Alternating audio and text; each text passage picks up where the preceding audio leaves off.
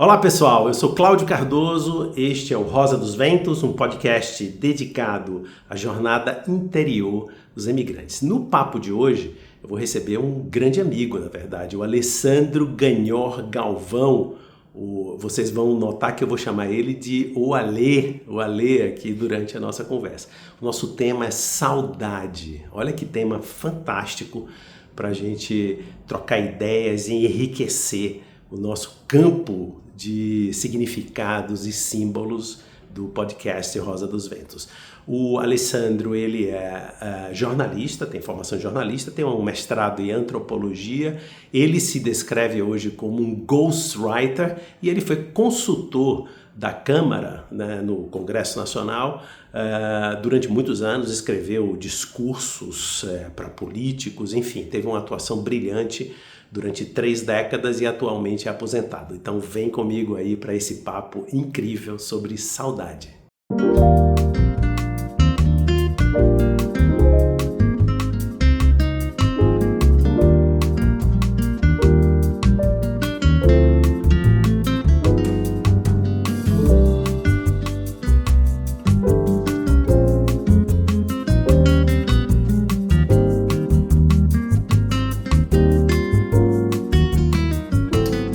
É um nome certo, um bom nome, mas uma das teses que eu acompanho na psicologia no trabalho psicoterápico, é a ampliação de repertório, né? Assim, isso. A linguagem está no centro dessa questão, né? Porque assim, repertório não é só linguagem, é um conjunto de saberes, conhecimentos, experiências. Enfim, eu acho que nós dois aqui, e eu lhe agradeço já imensamente pela sua participação, mas assim, eu acho que a gente tem uma oportunidade maravilhosa, porque eu vejo como seu amigo e percebo o privilégio que é compartilhar da sua inteligência, da forma como você entende a questão da etimologia, da origem das palavras, e não só, né? Mas essa é uma questão muito legal. E aí me ocorreu de começar o nosso Rosa dos Ventos falando com você sobre uma palavra que está super no centro da língua portuguesa para quem viaja, se afasta da família, se afasta da terra natal, que é saudade, né? Saudade, vem de solitas, solidão, latim, né, que deu soidade em galego e chegou no português. E aí você tem o lado positivo e o lado negativo. Você tem a solidão como falta de vínculo e que isso traz de negativo, e tem a solitude, né? Que seria esse passo adiante, esse libertar-se das amarras que te prendem a preconceitos, a países, a pessoas que não acrescentam nada, a ideias erradas, né? Então você tem a solitude positiva e a saudade, mas na verdade a saudade que é mais usada, quer dizer, falando de solitude e solidão, a saudade junta as duas coisas, né? É positiva e negativa, é como o chorinho, né? Como a bossa nova, como o fado, né? É aquela coisa nostálgica, esperançosa, é triste, mas tem aquela dorzinha gostosa, o bicho de pé, né? Que alguns gostam, né, de ter, que é aquele incômodo, aquela nostalgia, aquela lembrança que dói, mas é gostoso, né? E que é difícil de traduzir como qualquer palavra, como qualquer ritmo, né? O que você sente quando ouve um chorinho, um fado, uma bossa nova, ou a palavra saudade? Vai explicar isso por um alemão. O alemão tem uma palavra que poderia ser traduzida como saudade do futuro, que é o Fernweh, né? Que é você vontade de sair, de viajar, de uma coisa nova, que a gente não tem em português. É claro que a gente pode traduzir e ter essa sensação. O japonês tem uma palavra que significa comprar livros e deixá-los empilhados com a sincera intenção de lê-los. A gente pode falar isso em português, mas é uma frase, várias palavras. Não tem uma palavra para dizer isso especificamente, né? O esquimó tem uma palavra para dizer aquele ato de ficar toda hora olhando a porta ou esperando o telefone para ver se alguém tocou ou está na porta te esperando. O árabe tem uma palavra para dizer o transe induzido pela música. O tagalog da Filipina tem uma palavra para dizer aquela vontade de morder sem intenção maléfica, né? Tipo morder um bebezinho, morder uma coisa. Tem uma palavra específica para isso. Ela é um verbo, no caso, né? Nossa. Claro que a gente pode traduzir, mas quando você tem a palavra específica, você poupa, você faz o conceito mais preciso. É como discutir filosofia alemã sem conhecer o alemão. Então você vai estar, ou grego, né, ou qualquer coisa. Você vai estar, não vai estar sendo preciso. A palavra saudade, na maior parte das línguas indo-europeias, tem o sentido de ou nostalgia ou desejo. Né? Em espanhol, ansiedade, anseio. Então você vai traduzir chega de saudade do esqueci o nome dele agora, falhou. É João Gilberto ou Heitor João Jobim? Gilberto. Chega de saudade, vai traduzir como chega de nostalgia ou chega de ansiedade. Não é isso, né? Não é isso, chega de desejo. Dá para traduzir já. Aí você vai ter que fazer um título longo para tentar traduzir isso e você não consegue. Mas, olha, nossa, é extremamente rico. Só disso que você falou, eu já pensei tantas coisas, né? Quer dizer, agora, eu vou ainda costurar um pouquinho essa questão da língua portuguesa, da nossa cultura, porque aqui, de cara, logo você já tematizou uma coisa impressionante, né? Quer dizer, para os nossos, quem está nos acompanhando aqui, e que talvez não tenha, digamos assim, uma jornada, uma trajetória em línguas, em outras línguas, não é o caso dos imigrantes, é a percepção de que as línguas são universos altamente complexos e que são intransponíveis literalmente, eles não são adaptações, né? Então, o fato de você não ter uma palavra como saudade, você, de fato, não... As nuances da palavra saudade vão estar presentes de uma outra forma, com uma outra montagem que não se encaixam e vice-versa, né? Quando você pensa numa outra língua, você também não tem como traduzir. Você mencionou várias, né? Sei lá, essa língua dos Inuit, dos esquimós, essa expressão provavelmente na nossa língua está dispersa em algumas outras, ou até é uma lacuna expressiva, né? E na nossa própria língua, a gente não consegue traduzir uma palavra por outra, né? Se você procurar uma palavra para sinônimo de saudade em português, você não vai encontrar. Ou mesmo as que têm sinônimos mais fáceis, como residência, né? Casa, moradia, lar. Cada uma tem um significado próprio, né? Sim, você não sim. pode... Home, por exemplo, em inglês sei lá, the sweet, sweet home. Não é casa, não é a saudade da casa ou a falta da casa, é o lugar de origem, a terra natal, a conexão. Eu tenho uma amiga que mora na Espanha e eu comentei sobre essa ideia minha do Rosa dos Ventos há uns 2, 3 meses, e também da terapia com expatriados e tal. E ela me comentou o seguinte: é engraçado, Cláudio, eu moro aqui há 20 anos na Espanha e conheço outras pessoas que moram há 25, 30 anos, os latinos sul-americanos, latinos americanos, e ela diz que quando eles vão voltar para casa, depois de 40 anos morando em Madrid, eles dizem, vou para mi tierra, a terra dele nunca deixará de ser o Equador, por exemplo, a Bolívia, a Colômbia. Então, eu vou para mi tierra. A Espanha jamais será a terra dele, mesmo que ele tenha 55 anos de idade e more lá desde os 15, né? Interessante isso, né? Quer dizer, essa conexão. Home tem mais a ver com isso, né? Tem mais a ver com isso, né? Eu acho que tem até uma coisa assim, força, né? Origem, sim, né? Essa coisa do umbilical, sei lá, maternal, de onde você adquire o sotaque, não é? Que é algo inseparável do falante. Todo mundo que fala tem sotaque. E aí já nos remete a outra história, né? Quer dizer, quando você está morando em um local mais isolado culturalmente, não tão permeável, as pessoas dizem, você tem um sotaque, né? Como se ele não tivesse, né? Isso é muito comum, né? Isso é muito comum. Aquela coisa o peixe não vê a água do aquário, né? Ele não percebe que está envolvido num ambiente, né? Não nos percebemos a nós mesmos, né? Vamos dizer assim, né? Essa é a metáfora perfeita disso que a gente está falando da língua, né?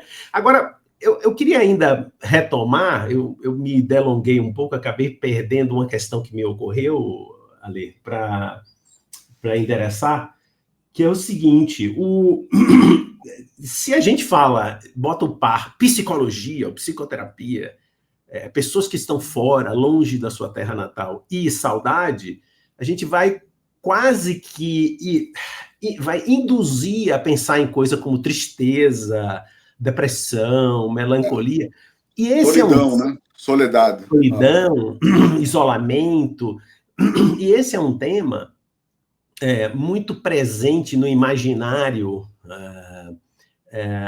assim, mais, digamos assim, leigo do tema, em que se misturam essas palavras como melancolia, depressão, e falta um certo repertório. Eu queria lhe ouvir sobre essa questão, né, do enriquecimento dessa questão, né, quer dizer, associar a palavra saudade a esta abordagem, né, que já entra em outra linha, né.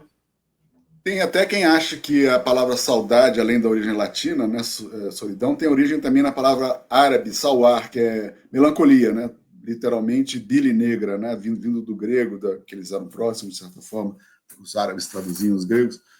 Melancolia, os 4 estados, né, esqueci agora, raiva, melancolia, os 4 tipos humanos de caráter básicos, né, os 4 elementos de Aristóteles, né. E aí falam que tem essa influência da melancolia árabe, teria, né? Mas é uma hipótese, né? Não se sabe. É como também de salutar, tem que como é que é? Salvação. Salvação também, a saudade seria uma salvação. Então está lá entre a melancolia e a salvação, essa ambiguidade. Agora, é complicado, né? Porque até para você traduzir para a sua própria língua, traduzir para você, é complicado, como o James Hillman fala, né? Você traduzir uma imagem de sonho em palavras, você pode estar perdendo o significado daquilo, né? Um charuto, às vezes, é só um charuto, como dizia o Freud, né? Ele não queria admitir que poderia ser um símbolo fálico. Pode ser, a gente não sabe. Também foi... Deixa eu ver se eu anotei aqui. Somos vividos por poderes que fingimos entender. Eu acho essa frase muito... É aquela ideia de sermos seres de linguagem. Na verdade, a gente é vivido pela língua, né? Coisas íntimas, por exemplo, nossa religião ou falta, na verdade é condicionado. A maior parte das pessoas no Brasil é cristã não por uma escolha própria, íntima, individual, mas porque nasceu num país cristão, seria muçulmano se for nascesse em outro lugar. Então, até que ponto nós somos condicionados pela linguagem? Quando eu falo linguagem, no sentido amplo, não só a linguagem, as palavras em si, mas os arquétipos, os mitos, e algo que não dependa de palavras, as imagens, né? A luz, a sombra, né? Você tem são arquétipos que não dependem de palavra, né? Plantas têm essa atração pela luz, quer dizer, são determinantes que a planta tem, que nós, em certa medida, temos também, né? A atração pela luz, pelo calor, são coisas inconscientes, né? Até que ponto esse mundo da linguagem é inconsciente, né? Então, é complicado, é o mar, né? E a gente supõe que a gente é um ego, algo consciente que está fazendo escolhas dentro desse universo, né? Seja um barquinho, né? O eremita busca isso, eu quero estar em mim mesmo, né? Quero me livrar dos condicionantes. É complicado, porque você já é pré-determinado, de certa forma, por muitas condicionantes, né? Sim, é interessante essa linha que pode levar a gente bastante longe, né? E eu vou deixar ela aqui aparentemente de lado, mas eu vou puxar um tema que tá junto, né? E provavelmente isso que eu vou lhe falar vem da minha superficialidade, digamos assim. O que eu vou lhe falar agora. Eu vou lhe falar agora. Como dizer aquele Walt Whitman, ignorância, né? Fala, Lê.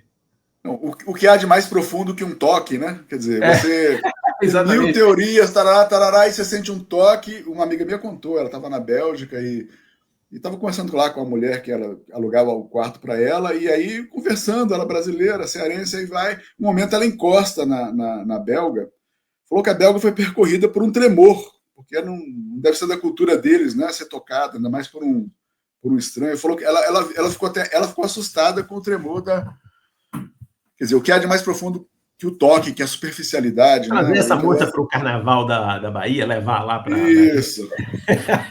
Mas o que eu ia lhe falar da superficialidade é o seguinte, é uma associação meio tola, que é o seguinte, essa palavra saudade, será que não está impressa de algum jeito no fato daquele país minúsculo que é Portugal e a turma ia para o mar e voltava só 20% da população? Pode ser uma coisa, inclusive, profunda, né? No sentido só que as palavras não alcançam, né? Mas é uma educação sentimental dada por séculos, né?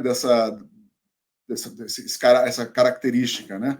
Eu não tenho condições de dizer, de falar com palavras o que pode significar, mas assim, os espanhóis, aquele livro do Sérgio Buarque de Holanda, ele fala, Visões do Paraíso, fala que os espanhóis tinham essa busca real do paraíso nas Américas, né?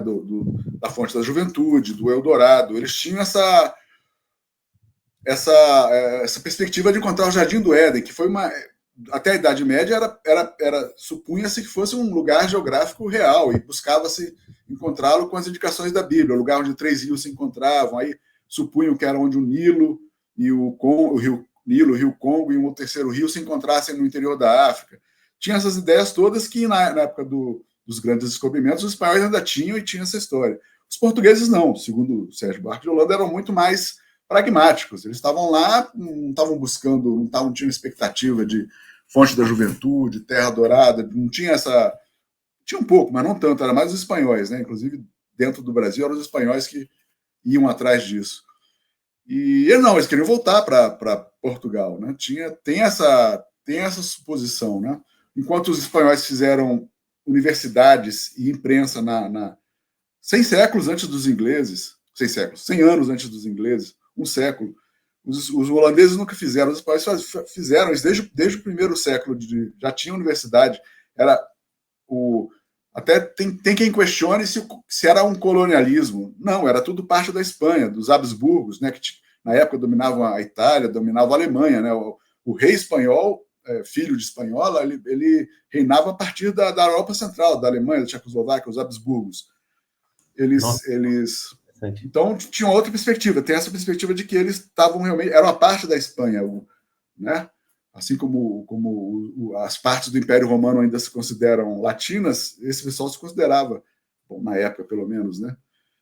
E os portugueses não. Os portugueses não tinham isso. Não fizeram universidades, não fizeram imprensa. Era aquela coisa de voltar para a terra mesmo. Agora, comprovar isso, né, mensurar isso não é uma tarefa fácil, né? Mas é como se fosse uma metáfora, né? Uma mandala para você refletir como é que nós somos vividos por poderes que fingimos entender. Podemos fingir que entendemos, né? O James Hume até fala que a realidade é só uma fantasia a mais, né? A natureza do pensamento é a fantasia, né? Não seria a verdade, não seria a ficção que teria que se explicar perante a verdade, mas a verdade é que teria que se explicar de onde ela tira essa autoridade que supostamente ela tem, porque, na verdade, as ciências sempre são superadas, né? São sempre provisórias, são sempre instrumentais, né? São ficções que são usadas para... A Terra é plana. Até um certo ponto isso funciona, né? Se você está andando na sua tribo lá, a Terra plana é uma ideia que funciona. Depois não funciona mais, você troca por outra verdade, né? Mas são sempre ficções, são sempre instrumentos de tradução do mundo. Tradução, volta aquele problema da tradução, né? E o que se pede com a tradução é a poesia, é o que fala, né? Poesia é aquilo que se pede com a tradução. Agora, isso é incrível, né, que você está trazendo, porque essa riqueza imaginária, a busca do Jardim do Éden, como um motor para a viagem, e está no centro dessa questão aqui do que eu estou tratando, é algo como se dissesse, cara, os caras não atravessaram o Atlântico, não é toda a verdade que os caras foram lá ou vieram para a América, onde nós estamos, na América do Sul, e em busca do ouro, tão somente. Tem algo que mobilizava essa travessia, porque se a gente tentar fazer um mínimo exercício de imaginação, as condições eram épicas, né? Coisas assim inimagináveis, né? Se alguém me convidar hoje, dizer num veleiro moderno, fantástico, etc., dizer, cara, vamos fazer uma travessia aqui do Atlântico e vamos lá aportar em Portugal, eu não tenho saúde para isso, quer dizer, eu ficaria em dúvida, né? E muitas vezes a tripulação geralmente eram forçados, né? Forçado, exatamente. Prisioneiros, judeus, né? Cristãos novos, pessoas que vai lá e pega, né? Ou como o exército antigamente, né? Pega lá o filho mais velho ou deixa um lá para produzir. Mas de algum jeito havia algo desse poder que consumia alguém que liderava isso, não apenas essa busca de riqueza, mas também outras riquezas que não sejam apenas as materiais.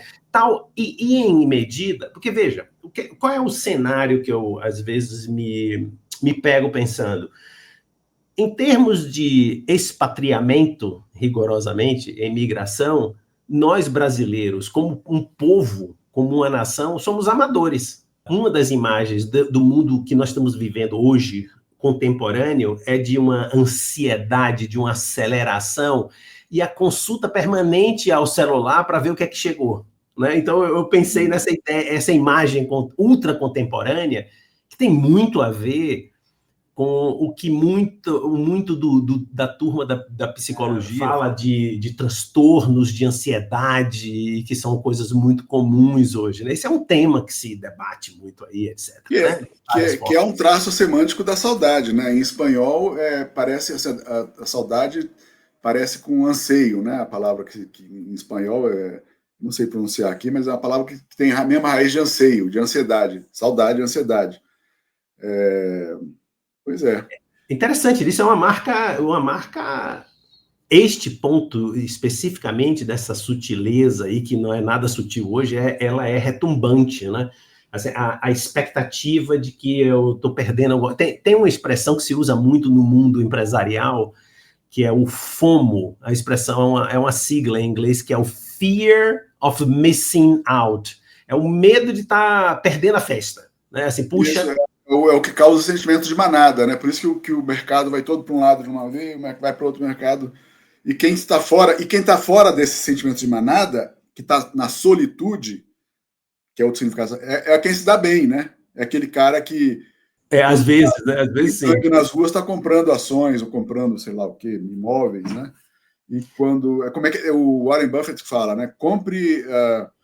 Venda ao som de violinos e compre ao som de canhões. Né? Quando o mercado está totalmente enlouquecido, a manada está indo para baixo, as coisas ficam mais baratas que normal, aí você compra.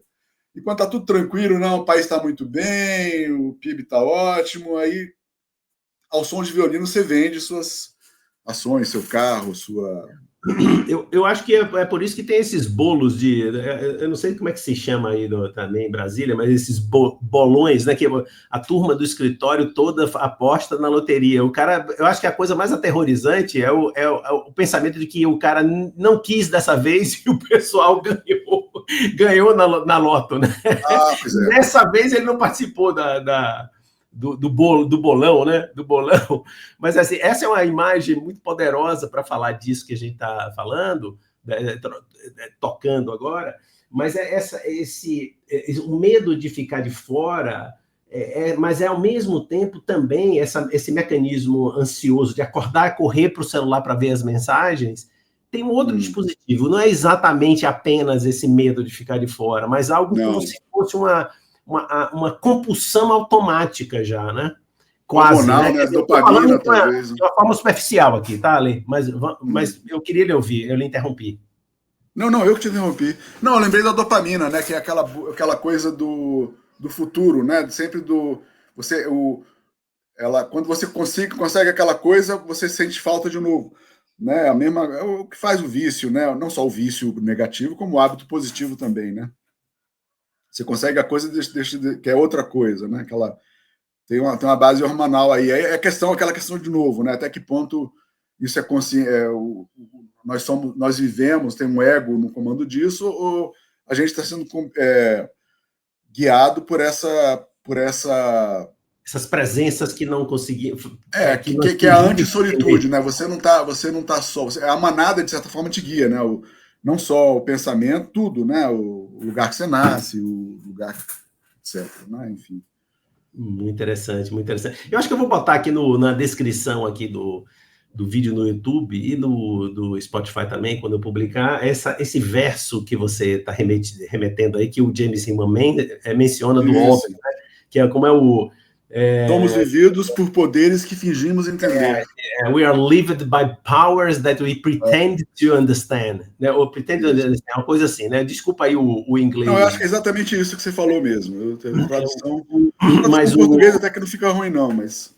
Não, em português fica muito bonito, né? Muito bonito. Nós somos vividos por poderes, né? Ou habitados por poderes que nós fingimos entender.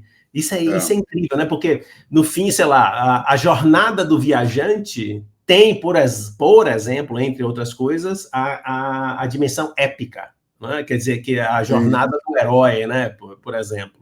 A individuação que o Jung chamava, né? Você se individualizar em meio... A solitude, né? A individuação é a solitude que você busca, você estar só. Claro que vai ter a saudade, saudade no sentido negativo em relação à solidão, né? Vamos dizer assim. E a solitude, o lado negativo e positivo desse libertar, tentar supor, fingir que está livre dos condicionamentos, né? A gente não tem certeza nunca se, né, até que ponto a gente tem esse livre-arbítrio, né? Que, aliás, que promoveu o primeiro exílio, o primeiro imigrante, Adão e Eva, né? Desobedeceram o mandamento, né? O mandamento e foram expulsos do paraíso, né? Pelo o desejo, né? O desejo pela maçã. Desejar, desiderar é cair do céu, literalmente, né? Siderium é céu, tempestade. Então, quer dizer, o raio é um siderium. Um desidério é o que cai do céu. O desejo é o que cai do céu.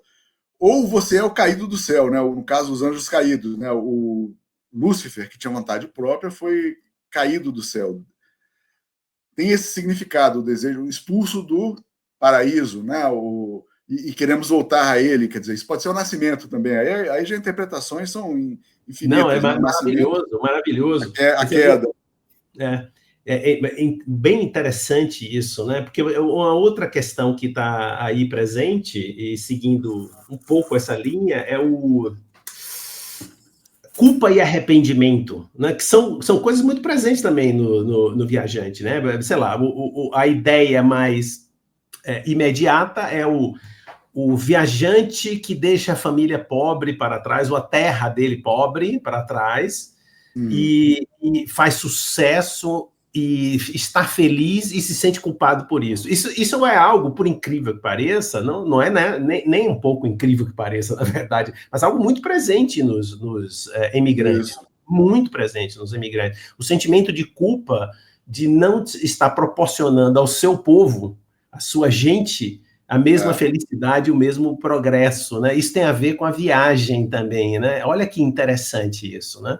Culpa, vergonha, né? Falam que o Mediterrâneo é uma cultura da culpa e o Japão seria uma cultura da vergonha. Desde Portugal já eram os miscigenados, vamos dizer assim, né?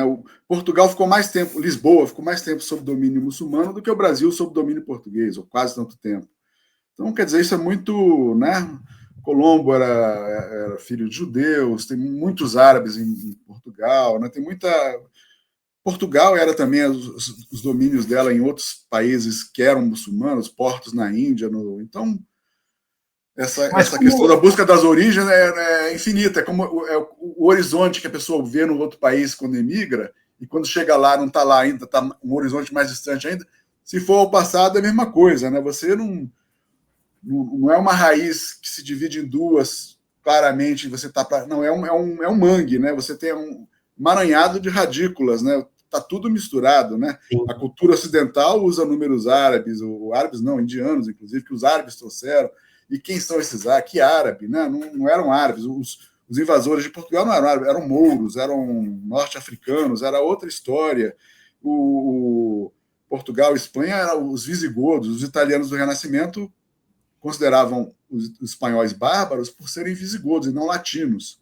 bobagem, que os italianos também já estavam nessa época germanizados, mas tinha esse preconceito, né? E a mistura sempre foi, né? Ou nem a mistura, é tudo.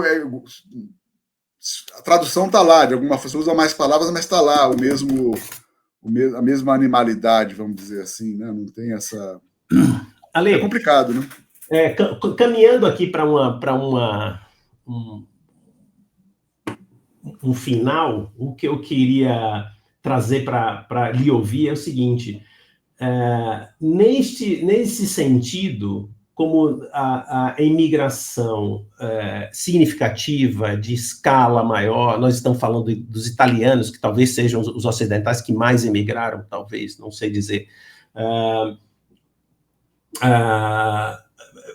Essa questão de nós sermos novatos como povo, é como se o brasileiro estivesse experimentando, vivendo a experiência que remete a todo esse conjunto espetacular, cultural, semântico, de linguagem, de mitos, de arquétipos, que outros povos já nos presentearam, né? E deixaram esse legado para a gente utilizar. Faz sentido essa reflexão aqui, digamos, de amarração dessa questão? Ou seja, onde nossos recursos, como saudade é um recurso, temos vários outros, vão ser evocados e revistos e enriquecidos. O que você acha? Faz sentido como imagem. Agora, como algo quantificável, é complicado, né? Como é que você vai medir a riqueza vocabular de um povo? E não é questão só vocabular, às vezes é o ritmo que dá o sentimento, né? Como o caso do chorinho pode transmitir essa saudade, entre aspas, né? Então é complicado, e por isso que o James Hillman fala aquilo, que é difícil você... Seria melhor você ficar... A linguagem da psicologia seria a poética, né? Que é aquilo que se pede com a tradução. Quando a gente tenta solidificar aquilo em algo fixo, você perde perde o significado, né? Sim. Ale, uma perguntinha aqui final, mas talvez aí um pouquinho fora do script. Pô, você passou 30 anos, você tem formação de jornalista, ou seja, um homem de letras desde sempre na sua formação profissional, passou 30 anos escrevendo discursos no Congresso Nacional, né? Discursos e pesquisando, e discurso é aquela coisa que não é de um tema especialista, né? Ele por si evoca a busca de conhecimento, pesquisa de fontes, etc. Passado esse tempo, você se aposentou, né? Encerrou essa carreira brilhante que você construiu. Do que é que você sente saudade? Talvez não nessa área, mas em outras coisas da sua vida. É complicada essa pergunta. Saudade, eu não sei responder. Para ser sincero, não sei responder. Lamento não poder, seria um fecho de ouro, mas eu não tenho.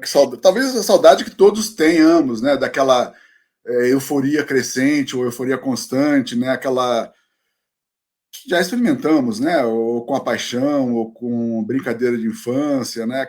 Ou até com uma gargalhada no filme de comédia muito bom. A gente gostaria de estar nesse estado de paraíso hormonal, vamos dizer assim, né? O tempo todo, né? Mas talvez seja impossível, não sei. Eu acho que a melhor forma uma das melhores formas que a amizade verdadeira que eu sinto por você nos coloca é fazer as coisas recíprocas, né? Eu fiquei me perguntando, depois de ter lhe perguntado isso, e eu sinto saudade do quê, né? Eu acho que minha resposta seria mais ou menos parecida com a sua, uma certa perplexidade. Talvez, não sei, sendo um pouco pretensioso, talvez isso seja uma bênção, não? Um sinal de uma certa, digamos, entre aspas, saúde. Você não tem nada de um lamento assim, muito grande, talvez seja, né? Ou talvez seja porque nós dois somos pessoas sem coração, né? Não pode ser. Como os alemães têm uma palavra própria para dizer esse sentimento, para se referir a esse sentimento de inadaptação ao mundo, né? Eles têm, não vou saber qual a palavra agora, mas eles têm uma palavra para essa... Calma lá, isso aqui não está certo, eu não estou vivendo o que era para ser vivido. É um sentimento que todo mundo, ou quase todo mundo, suponho, tem em alguma medida, e os alemães têm uma palavra para isso também, falam que é impossível filosofar, só é possível filosofar em alemão. Eles têm esse vocabulário filosófico que remete a essas coisas, né, desagradáveis, né, com mais que nós temos mais pudor a nos referir, né? Muito obrigado, muito obrigado. Eu que agradeço.